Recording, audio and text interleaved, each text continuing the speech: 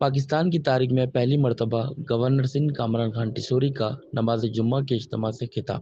نماز جمعہ میں پیر حسان حسیب الرحمان، مفتی سہیل رضا امجدی اور مفتی عامر سمیت 10,000 سے زائد افراد موجود تھے۔ اس موقع پر گورنر سندھ کامران خان تصوری کا کہنا تھا کہ 12 ربیع الاول کے بابرکت دن میرا نوٹیفیکیشن نکلا۔ یہ میری زندگی کا سب سے بڑا اعزاز ہے۔ اللہ تعالیٰ جس سے چاہے کام لے سکتا ہے۔ انسان کی اوقات نہیں کہ وہ کسی کو کچھ دے بھی سکے۔ آج جو کچھ بھی عوام کی فلاح و بہبود کے لیے کام کر رہا ہوں وہ اللہ تعالیٰ مجھ سے کروا رہے ہیں۔ میری اتنی اوقات نہیں کہ کسی کو کھانا کھلا سکوں یا کسی کا مستقبل سنوار سکوں۔